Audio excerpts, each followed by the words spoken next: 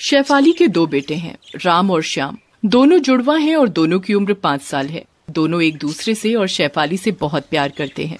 राम शेफाली के पास जाता है और उसकी गोद में बैठकर कहता है, मैं पहले गोद में बैठ गया, ये मेरी माँ है। ये देखकर श्याम तुरंत वहाँ पर चला आता है और वो भी शेफाली की गोद में बैठ जाता है और कहता है, मैं भी गोद में बैठ गया, ये मेरी माँ है। राम और श्याम दोनों इस बात को लेकर झगड़ा करते हैं।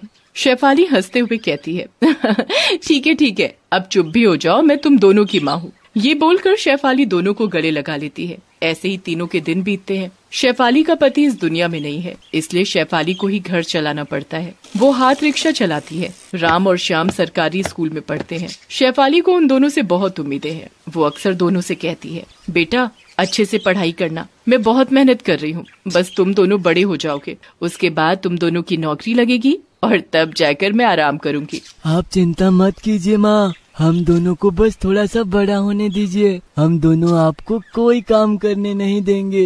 ये सुनकर शेफाली भावुक हो जाती है और उसकी आंखों में आंसू आ जाते हैं। ऐसे ही दिन बीतते रहते हैं। राम और श्याम बड़े होने लगते हैं। वो दोनों जवान हो जाते हैं और दोनों की अच्छी नौकरी भी लग जाती है। शेफाली ने इतने दिनों तक बहुत मेहनत की है। वो काम छोड़ देती है। कुछ महीने सब कुछ ठीक ठाक ही चलता है और फिर शेफाली राम और श्याम की शादी करवा देती है। राम की बीवी का नाम केतकी है और श्याम की बीवी का नाम है बसंती। शादी वाले दिन केतकी राम से कहती है, सुनिए जी, आप मुझसे प्यार करते हैं ना? हाँ करता हूँ, बहुत ज्यादा करता हूँ। तो फिर मैं जो कुछ भी बोलूँगी आप सुनेंगे ना? हाँ, आखिर तुम मेरी धर्मपत्नी जो हो, मुझे सुनना तो पड़ेगा ही। उधर श्याम भी अपनी बीवी बसंती के प्यार में खो जाता है। शेफाली सोचती है कि अब वो आराम से अपनी जिंदगी बिता सकती है, लेकिन उसके भाग्य में तो कुछ और ही लिखा था। शादी के कुछ ही दिनों बाद बसंती श्याम से कहती है, सुनो, ऐसे एक साथ नहीं रह सकती मैं। एक साथ खाना बनाना पड़ता है, इतने सारे बर्तन धोने पड़ते हैं। वो केतकी तो कुछ काम ही नहीं करती है, मुझे अलग होना है। श्याम तो बसंती के प्यार में पागल था ही। वो अगले ही दिन ये बात राम को बताता है। राम केतकी को बताता है। ये सुनकर केतकी गुस्सा हो जाती है और कहती है, अच्छा ये बात है, महारानी कौन सा काम करती है? सारा काम तो मैं करती हूँ, घर साफ करना, कपड़े धोना, और तुम्हारी माँ भी तो कुछ नहीं करती। अगले ही दिन दोनों परिवार अलग हो जाते हैं और बीच में शेफाली पड़ी रहती है। वो दुखी होकर कहती है, तुम दोनों ने तो अपना अपना देख लिया, अब मेरा क्या होगा? तभी बसंती कहती है, आप अपना देख लीजिए, हम आपको नहीं खिला सकते। हाँ, और शाम को हम दोनों के घर पर काम करेंगी आप, नहीं तो इस घर से आपको निकाल देंगे, याद रखना। शेफाली को बहुत दुख पहुंचता है, लेकिन वो करे भी तो क्या करे। वो अगले दिन से हाथ रिक्शा लेकर निकल जाती है। शेफाली रोते हुए अपने ही मन में कहती है, ये क्या हो गया मेरे परिवार को? शांति तो दूर दूर तक नहीं है। मेरे बेटों ने मुझे खाना देने से भी इनकार कर दिया। मेरी बहुएं मुझे बस एक काम करने वाली के रूप में रखना चाहती है। हे भगवान, अब मैं क्या करूं? शेफाली पूरा दिन हाथ रिक्शा चलाती है, लेकिन इस उम्र में और कितना ही काम कर सकती है। वो बहुत मेहनत के बाद दिन में 20-30 रुपए का जुगाड़ कर पाती है शेफाली, और फिर वो घर लौट जाती है। घर लौटते ही केतकी और बसंती उसके पास आती हैं। ए बुढ़िया, आज कितना पैसा कमाया है दिखा? ज्यादा नहीं बहू, 20 रुपए ही हुए हैं। ठीक है, वो हमें दे दे, इस घर में रहेगी तो भाड़ा देना होगा। ये बोलकर बसंती और केतकी शेफाली से पैसा छीन लेते हैं। रात को वो लोग अच्छी चीजें खाते हैं, लेकिन शेफाली को भूखा रहना पड़ता है। वो घर के बाहर आंगन में एक खटिये पर सोती है। उसकी आंखों से आंसुओं की धारा बहने लगती है। राम और श्याम बीवियों के प्यार में इतना खो जाते हैं कि वो दोनों अपनी माँ को भूल जाते हैं।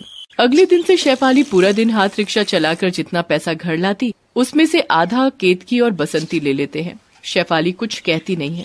एक दिन काम से लौटकर राम केतकी से कहता है, ऑफिस आने जाने में बहुत खर्चा हो रहा है, क्या करूँ, कुछ बता सकती हो? अरे तुम्हारी माँ है ना, उनसे कहो हर रोज ऑफिस छोड़ देने के लिए, मुफ्त में हो जाएगा। ये बात राम को बहुत अच्छी लगती है। वो श्याम को भी ये कहता है। अगले दिन से दोनों शेफाली के हाथ रिक्शे में बैठकर ऑफिस जाने लगते हैं। माँ जरा जल्दी चलो, ऑफिस पहुँचने में लेट हो जाएगा। हाँ बेटा, मैं पूरी कोशिश कर रही हूँ। शेफाली पूरी शक्ति से हाथ रिक्शा चलाने लगती है। वो दोनों ऑफिस पहुँच जाते हैं, मगर कोई भी शेफाली को पैसा नहीं देता। माँ, आप तो हमारी माँ हो, आपको क्या पैसा देना? शेफाली पूरा दिन काम करती है और शाम को घर लौटकर दोनों बहुओं और बेटों के लिए खाना भी बनाती है। थोड़ा लेट होने पर केतकी और बसंती शेफाली को उल्टा सीधा सुनाते हैं। शेफाली रात को पहले उन लोगों के लिए अच्छा खाना बनाती है और उसके बाद खुद सूखी रोटी खाती है। ऐसे ही दिन बीतते रहते हैं। एक दिन केतकी और बसंती शॉपिंग पर जाने के लिए शेफाली के हाथ रिक्शा में बैठते हैं। बीच रास्ते में केतकी चिल्लाते हुए कहती है, ए बुढ़िया, जोर से नहीं चला सकती क्या? कुछ खाती नहीं है क्या? ये बोलकर केतकी शेफाली को एक लात मारती है। शेफाली गिर जाती है, उसके हाथ में चोट आ जाती है। आह मेरा हाथ। चल चल बहुत हो गया तेरा नाटक, हमें देर हो रही है। शेफाली हाथ में चोट लेकर उन दोनों को शॉपिंग मॉल में पहुंचा देती है। मगर उस दिन घर लौटकर केतकी और बसंती मिलकर शेफाली को बहुत मारते हैं। बुढ़िया, तेरे लिए हमें आज देर हो गई, सेल खत्म हो गई, जोर से नहीं चला सकती थी तू, ये ले। शेफाली दर्द से तड़पती रहती है। आह मत मारो मुझे, मत मारो। राम कहता है, केतकी ठीक ही तो कह रही है, तुम्हारी वजह से कभी कभी हमें ऑफिस जाने में देर हो जाती है। मार खाकर केतकी चारों के लिए खाना बनाती है और रात को दोनों बेटे अपनी बीवियों को लेकर अपने अपने कमरे में सो जाते हैं। शेफाली बाहर आंगन में खटिया बिछाकर खाली पेट सोई रहती है। उसके सामने एक कुत्ता सोया रहता है। वो बस कुत्ते को देखती रहती है और कहती है, कुत्ते, तुझ में और मुझ में ज्यादा फर्क नहीं है। तुझे भी लोगों की दया से खाने को मिलता है और मुझे भी। तेरा भी कोई घर नहीं है और मेरा भी। फर्क बस इतना है कि तू दिन भर आराम कर सकता है पर मैं नहीं। ये कहते हुए शेफाली की आंखों से आंसुओं की धारा बहकर जमीन पर गिरती है। तभी आसमान में बिजली कड़क उठती है और जोरदार बारिश शुरू हो जाती है। अपने कमरे के अंदर बिस्तर पर कंबल के नीचे सोए हुए केतकी कहती है, अच्छा हुआ आज बारिश हो रही है, 2-3 दिन से बहुत गर्मी थी। राम, श्याम, केतकी, बसंती सभी ठंडे ठंडे मौसम में आराम से सो जाते हैं और बाहर शेफाली बारिश के पानी से भीगती रहती है। मानो उसी का दुख, उसी का दर्द, उसी की आंखों का पानी बारिश बनकर धरती पर गिर रहा हो। पूरी रात भीगने के बाद शेफाली को बुखार आ जाता है और सुबह जब बारिश रुकती है तब केतकी और बसंती फिर से उसको काम पर लगा देते हैं। काम करते करते शेफाली खांसती रहती है और खांसते खांसते वो जमीन पर गिर जाती है और तड़पने लगती है। ये देखकर राम और श्याम दौड़ कर आते हैं। माँ क्या हुआ, माँ क्या हुआ, माँ बात करो हमसे माँ। मगर बहुत देर हो गई है। शेफाली इस दुनिया को छोड़कर चली जाती है। उसकी आंखें बंद हो जाती हैं। राम और श्याम रोते रहते हैं। तभी शेफाली के शरीर से उसकी आत्मा बाहर आती है और कहती है, बेटा रो मत, तुम दोनों को रोते हुए देखकर मुझे अच्छा नहीं लगता। आखिर तुम दोनों मेरी आंखों का तारा जो हो। बहू माफ करना मुझे, मैं और काम नहीं कर सकी, माफ करना, मैं जा रही हूँ। हो सके तो तुम चारों एक साथ रहना। शेफाली की आत्मा अदृश्य हो जाती है। केतकी और बसंती भी रोते रहते हैं। राम रोते हुए कहता है, माँ हम सबको माफ कर दो, हमसे गलती हो गई। माफ कर दीजिए माँ जी, हम चारों ने आपके ऊपर बहुत अत्याचार किया। आज से हम चारों एक साथ रहेंगे माँ, केवल दुख इतना है कि आप नहीं होंगी। माँ माँ माँ पुकारते हुए चारों बहुत रोते हैं। मगर अभी के रोए क्या फायदा। शेफाली का अंतिम संस्कार किया जाता है और उसके बाद से चारों साथ रहने लगते हैं। शेफाली की आखिरी इच्छा पूरी हो जाती है। परलोक जाकर उसे शांति मिलती है। माँ का बंटवारा करके कभी भी किसी को सुख नहीं मिला है। ये बात राम और श्याम को अच्छी तरह से पता लग जाती है। दया कीजिए साहब, मैं इस हालत में इतना भारी वजन कैसे उठाऊंगी और ऊपर से 10वीं मंजिल पर कैसे जाऊंगी। मुझे वो सब नहीं पता, मेरे फैक्ट्री में काम करेगी तो ये सब करना ही पड़ेगा। तू पेट से है तो क्या हुआ है, तेरे लिए मेरा काम तो नहीं रुक सकता ना। जा, नहीं तो आज ही तुझे पुलिस के हवाले कर दूंगा। नहीं मालिक, ऐसा मत कीजिए, नहीं तो मेरे पेट में पल रहे बच्चे का क्या होगा। मर जाएगा। अरे इतने बड़े दुनिया में एक बच्चा मर जाएगा तो किसी को कुछ फर्क नहीं पड़ेगा। आप इतने निर्दयी कैसे हो सकते हैं मालिक। क्या मुझे निर्दयी कहा है? ये ले। ये बोलकर मालिक एक डंडा लाते हैं और बिमला को बहुत मारते हैं। बिमला के सर से खून निकलने लगता है और उसके पेट में भी लग जाती है। लेकिन बिमला अपने होने वाले बच्चे के लिए सब कुछ सह लेती है। मालिक कहते हैं, जा इस वजन को लेकर 10वीं मंजिल पर जा, जल्दी जा, नहीं तो मार मार के खत्म कर दूंगा तुझे और तेरे पेट में पल रहे बच्चे को। बिमला डर के मारे सर पर 50 किलो का बोझ उठा लेती है और सीढ़ी से 10वीं मंजिल की ओर बढ़ने लगती है। उसका सर चकरा रहा है, उसे ठीक से दिखाई नहीं पड़ रहा है, उसकी आंखें बार बार बंद हो रही हैं। ऐसे चलते चलते किसी तरह वो 8वीं मंजिल पर पहुंच जाती है। मगर तभी उसका पैर फिसल जाता है और वो 8वीं मंजिल से सीधा नीचे गिर जाती है। इतनी ऊंचाई से नीचे गिरने के कारण उसका देहांत हो जाता है। मगर गर्भवती अवस्था में उसे ये काम क्यों करना पड़ रहा था? इतने अत्याचारी मालिक के फैक्ट्री में क्यों काम कर रही थी बिमला? अब आगे क्या होगा? क्या उसके पेट का बच्चा जिंदा बच पाएगा? ये जानने के लिए इस कहानी को अंत तक देखना पड़ेगा। इस कहानी की शुरुआत 1 साल पहले होती है, जब बिमला के साथ रमेश नाम के एक आदमी की शादी हुई थी। रमेश इसी फैक्ट्री में काम करता था। फैक्ट्री का मालिक रमेश से भी जानवरों के जैसे काम करवाता था। रमेश हर दिन थका हारा घर लौटता था। रमेश की हालत देखकर बिमला को बहुत तकलीफ होती थी। एक दिन रमेश फैक्ट्री से जब घर आता है तब बिमला उसे कहती है, आप ये फैक्ट्री छोड़ क्यों नहीं देते जी? ये लोग इतना काम करवाते हैं लेकिन ठीक से पैसे नहीं देते। आप हर रोज थके हारे घर आते हो। काम छोड़ना इतना आसान थोड़ी है बिमला। इस फैक्ट्री में जो एक बार काम कर लेता है वो छोड़ नहीं सकता। मालिक छोड़ने ही नहीं देते। वो नहीं चाहते कि उनकी फैक्ट्री का कोई मजदूर कहीं और पर काम करे। तुम चिंता मत करो बिमला, मैं सब कुछ संभाल लूंगा। बिमला को तसल्ली मिलती है, मगर जिंदगी जैसे चल रही थी वैसे ही चलने लगती है। रमेश को जितनी तनख्वाह मिलती उससे दोनों को भरपेट खाना भी नहीं मिल पाता। ऐसे ही दोनों हर रोज भूखे पेट सो जाते।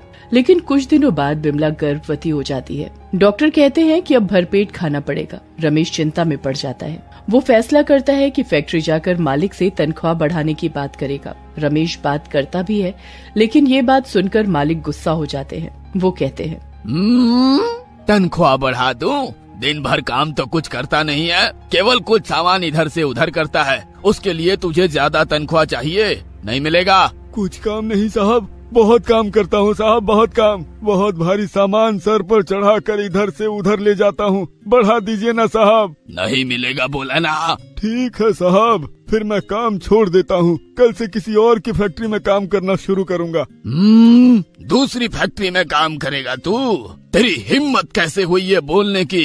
रुक, अभी तुझे मजा चखाता हूँ। ये बोलकर मालिक एक डंडे से रमेश को मारने लगते हैं। उस डंडे से रमेश के सर के पीछे चोट लग जाती है और रमेश उसी जगह अपनी आखिरी सांस छोड़ देता है। अरे ये तो मर गया। क्या करूँ? हाँ, बता देता हूँ कि इसने फैक्ट्री में चोरी की थी, इसीलिए इसे मार रहा था। हाँ। बिमला को जब ये बात पता चलती है कि रमेश का देहांत हो चुका है तब बिमला बहुत रोती है।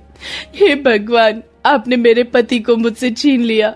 क्यों भगवान, क्यों? ऐसे ही रोते रोते बिमला रमेश की बॉडी लाने फैक्ट्री जाती है। तब फैक्ट्री का मालिक बिमला से कहता है कि रमेश ने फैक्ट्री से चोरी की थी और उसकी भरपाई बिमला को ही करनी पड़ेगी।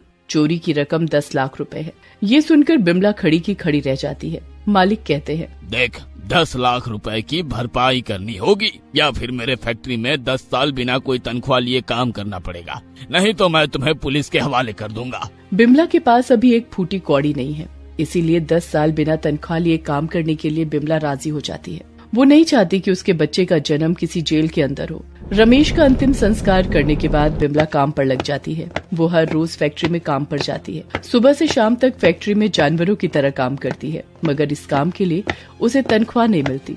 मालिक सोचते हैं कि उनको फ्री का एक मजदूर मिल गया है। ये सोचकर वो खुश होते हैं, लेकिन ऐसे काम करते करते बिमला पागल सी हो जाती है। पूरा दिन काम करने के बाद वो कुछ सब्जियां लेकर बाजार में बेचती है ताकि उसे और उसके पेट में पल रहे बच्चे को कुछ खाना मिल सके। ऐसे ही बिमला के दिन बीतते हैं। उसके पेट में बच्चा बड़ा होने लगता है। बिमला दिन भर काम करने के बाद रात को जब अपने कमरे में सुकून से बैठती है तब वो अपने पेट में पल रहे बच्चे से बात करती है। बिमला रोते हुए कहती है, मुझे पता है कि मुझे लड़का ही होने वाला है। बेटा, इस दुनिया में गरीब होना सबसे बड़ा पाप है। जो भी होना बेटा, कभी गरीब मत होना। बिमला के पेट से उसका बेटा ये सब कुछ सुनता है। वो अपनी माँ की बातों का जवाब देता है, माँ, मुझे पता है कि आपको बहुत तकलीफ होती है। मुझे एक बार इस दुनिया में आने दीजिए, मैं आपकी सारी तकलीफ दूर कर दूंगा। माँ, मुझे पता है बेटा, मुझे पता है। तू ही तो मेरा सहारा है, तू ही तो लेगा मेरा बदला। उस फैक्ट्री के मालिक ने झूठ बोलकर तेरे पिता को मार डाला और उसी झूठ का इस्तेमाल करके मुझे भी बिना कोई तनख्वाह दिए अपनी फैक्ट्री में काम करवाता है। तू उसे छोड़ना मत। नहीं छोड़ूंगा माँ, मैं सबका बदला लूंगा। मैं बहुत अमीर बनूंगा माँ, बहुत अमीर, और अमीर बनके सभी बेबस माँओं की मदद करूंगा। मेरा अच्छा बेटा, मेरा सोना बेटा, मुझे पता है तू ही करेगा। ऐसे ही 9 महीने बीत जाते हैं। बिमला हर रोज अपने बेटे से बात करती है। उसी से उसकी सारी तकलीफ दूर हो जाती है। फैक्ट्री में उसे बहुत ही ज्यादा काम करना पड़ता है। एक दिन मालिक बिमला के पास आते हैं और बहुत भारी वजन लेकर 10वीं मंजिल पर ले जाने के लिए कहते हैं। ये सुनकर बिमला घबरा जाती है। दया कीजिए साहब, मैं इस हालत में इतना भारी वजन कैसे उठाऊंगी और ऊपर से 10वीं मंजिल पर कैसे जाऊंगी? मुझे वो सब नहीं पता। मेरे फैक्ट्री में काम करेगी तो ये सब करना ही पड़ेगा। तू पेट से है तो क्या हुआ है? तेरे लिए मेरा काम तो नहीं रुक सकता ना। जा, नहीं तो आज ही तुझे पुलिस के हवाले कर दूंगा। नहीं मालिक, ऐसा मत कीजिए, नहीं तो मेरे पेट में पल रहे बच्चे का क्या होगा? मर जाएगा। अरे इतने बड़े दुनिया में एक बच्चा मर जाएगा तो किसी को कुछ फर्क नहीं पड़ेगा। आप इतने निर्दयी कैसे हो सकते हैं मालिक? क्या मुझे निर्दयी कहा? हाँ, ये ले, ये बोलकर मालिक एक डंडा लाते हैं और बिमला को बहुत मारते हैं। बिमला के सर से खून निकलने लगता है और उसके पेट में भी लग जाती है, लेकिन बिमला अपने होने वाले बच्चे के लिए सब कुछ सह लेती है। मालिक कहते हैं, जा इस वजन को लेकर 10वीं मंजिल पर जा, जल्दी जा, नहीं तो मार मार के खत्म कर दूंगा तुझे और तेरे पेट में पल रहे बच्चे को। बिमला डर के मारे सर पर 50 किलो का बोझ उठा लेती है और सीढ़ी से 10वीं मंजिल की ओर बढ़ने लगती है। उसका सर चकरा रहा है, उसे ठीक से दिखाई नहीं पड़ रहा है, उसकी आंखें बार बार बंद हो रही हैं। ऐसे चलते चलते किसी तरह वो 8वीं मंजिल पर पहुंच जाती है, मगर तभी उसका पैर फिसल जाता है और वो 8वीं मंजिल से सीधा नीचे गिर जाती है। इतनी ऊंचाई से नीचे गिरने के कारण उसका देहांत हो जाता है।